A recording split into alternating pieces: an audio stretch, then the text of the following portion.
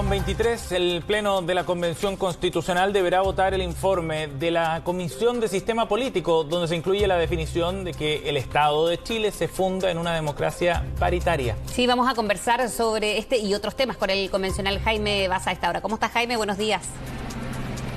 Hola, Fresia, buenos días. Hola, buenos ¿Cómo días. estás, Sebastián? Buenos días. Ardua votación ayer. ¿Qué se puede resumir,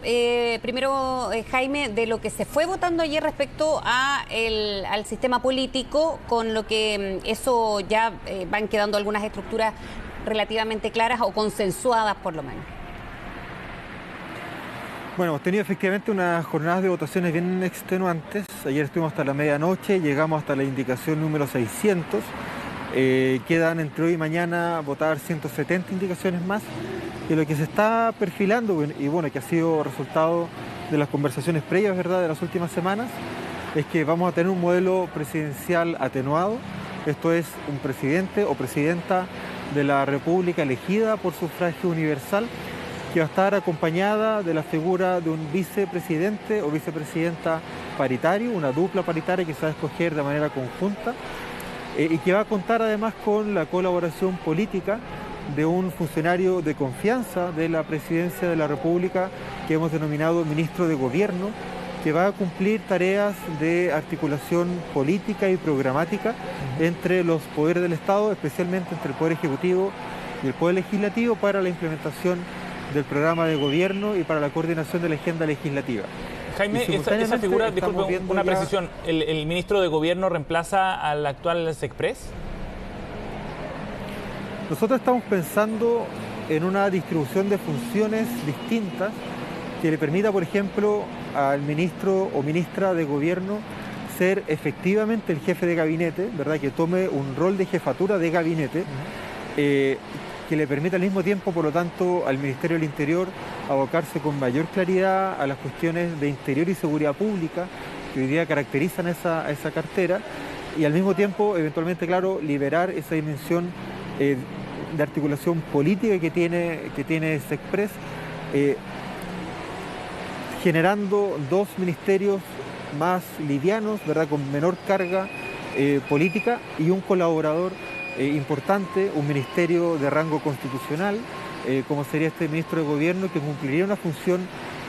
distinta a la que conocemos hoy día entre los ministros de Estado. Y entonces, ¿cómo iría quedando si se pudiese resumir? Claro que a grandes rasgos, sabiendo que hay más de 100 todavía en artículos para ir aprobando, Jaime, el sistema político, como para ir entendiéndolo también, porque hay varias figuras o instituciones que van o estarían cambiando de nombre y de roles y facultades. Sí, en lo que es sistema de gobierno va a seguir, al menos la estructura general que conocemos hoy día del modelo presidencial, va a seguir siendo presidencial, pero con algunas transformaciones importantes. Por ejemplo, en materia de veto, de proceso legislativo, el poder del presidente, que hoy día está muy concentrado en una sola persona,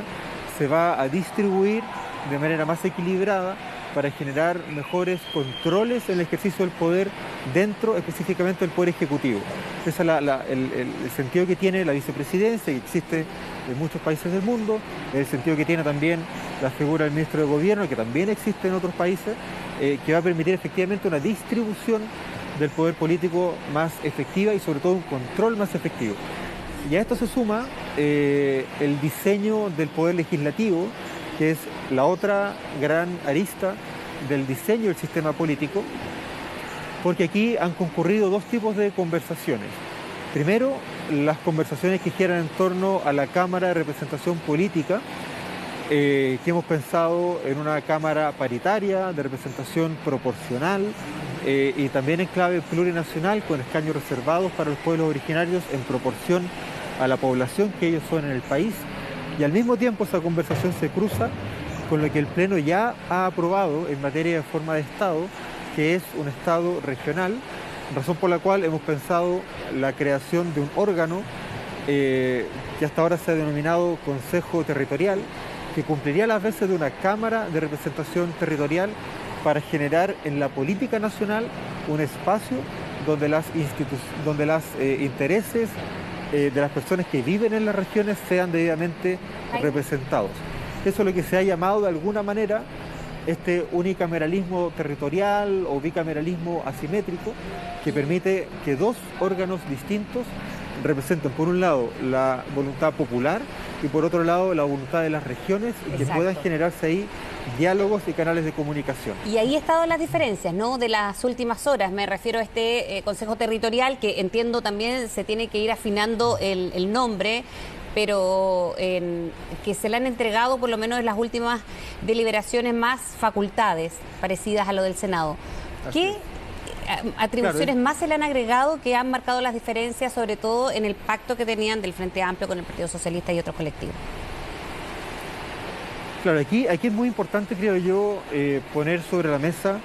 cuáles son las convicciones democráticas que nos convocan, porque nosotras creemos que es muy importante que este órgano de representación territorial sea efectivamente un órgano de representación territorial. Y aquí yo creo que la diferencia que hemos estado teniendo y que se ha visto en los últimos días no dice relación con cuántas atribuciones le damos al Consejo o a la Cámara Territorial, sino que más bien qué tipo de funciones asume este órgano. Porque mientras más funciones de carácter nacional tenga el Consejo Territorial, más se va a parecer a una segunda Cámara, más se va a parecer al Senado, que a un órgano de representación territorial propiamente tal. Y esa es una cuestión que es muy sensible para la estabilidad y para la coherencia del diseño que estamos pensando, porque recordemos que ya hay un Estado regional aprobado por parte del Pleno,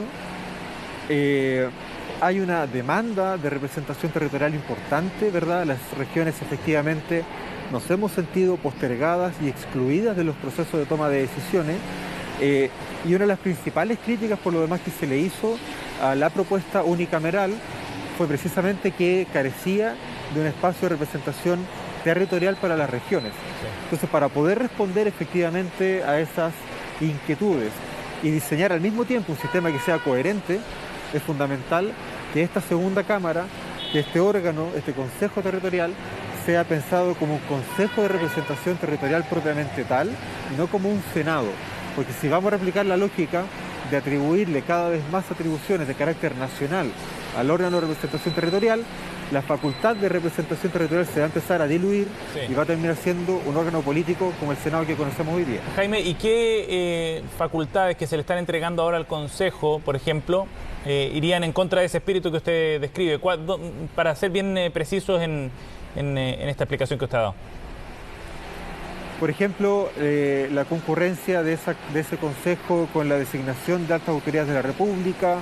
la posibilidad de que ese Consejo actúe como jurado en una eventual acusación constitucional, la posibilidad de que ese Consejo autorice al presidente de la República a ausentarse del país, que son típicamente las atribuciones no legislativas que hoy día tiene el Senado. Por eso la discusión no es tanto en la cantidad de atribuciones, sino que en cómo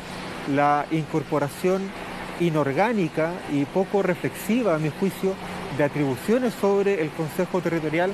empieza a desvirtuar las características del órgano que habíamos diseñado, y por lo tanto empieza a hacer tambalear también el propio acuerdo que habíamos conseguido para destrabar esta diferencia que había entre quienes proponíamos un diseño unicameral y quienes proponían un bicameral. Sí. Yo creo que ese elemento es clave del diseño para poder darle coherencia a lo que estamos trabajando y votando en este momento. Ajá. Jaime, en ese sentido hay mayores atribuciones, un mayor poder desde el punto de vista simbólico también en lo que significa tener esa segunda Cámara, más allá de los efectos prácticos que tiene respecto al resto del diseño. O sea, yo creo que en términos políticos y en términos simbólicos, la existencia de este Consejo Territorial es una cuestión única en la historia de Chile, porque aquí se cruza, aquí es donde el diseño empieza de alguna manera a cuajar, ¿verdad? El Consejo Territorial va a ser presidido por el vicepresidente de la República. Entonces vamos a tener un presidente que va a estar a cargo del manejo del Estado y del gobierno, un vicepresidente que va a tener atribuciones más bien de coordinación y articulación en la política territorial, como un presidente con derecho a voz, pero no con derecho a voto del Consejo Territorial, y un ministro de gobierno a cargo de la gestión política, de la agenda legislativa nacional y de la implementación del programa de gobierno. Entonces, desde esa perspectiva, efectivamente, yo creo que va a ser muy importante que el país cuente con un espacio que efectivamente sea un espacio de representación territorial, no un espacio donde haya senadores de regiones, porque sabemos que los senadores de regiones no solo representan a su región, sino que representan también a la voluntad popular, y la voluntad popular es una sola, se construye colectivamente. En cambio, lo que estamos trabajando ahora es cómo tener un órgano de representación territorial propiamente tal, que se sume a la representación política que vamos a ver en el Congreso Plurinacional. Y por eso es tan importante la discusión en torno a las atribuciones. No se trata de que tenga más o menos, se trata de que tenga las atribuciones correctas que le permitan ser el órgano de representación territorial que estamos esperando que sea. Sí, ahora, para ir terminando, Jaime, ¿qué pasa si este acuerdo se rompe en la práctica? Bueno, si ese acuerdo se tensiona tanto que eventualmente se termina por romper, lo que va a pasar es que va a llegar una propuesta de régimen político con mayoría, con apoyo mayoritario en la comisión, pero no con los 2/3 suficientes para ser aprobado por el Pleno, y esa propuesta va a volver a la comisión y tendremos que volver a construir un acuerdo que nos permita proponerle al Pleno una propuesta que sí cuente con los apoyos mayoritarios. Ahora, según lo que hemos visto en estos días, yo creo que hay buenas razones para pensar que el acuerdo se ha tensionado bastante, se ha estirado un poco el elástico, ¿verdad?, a propósito de estas atribuciones de carácter senatorial que se le están metiendo un poco forzadamente a este Consejo de Representación Territorial, pero las votaciones de hoy día y mañana también son determinantes para entender cómo va a quedar en definitiva el diseño político, y ahí podremos saber efectivamente cuánto del acuerdo finalmente se respetó y cuánto de eso va a poder ser validado posteriormente por el Pleno. Bien.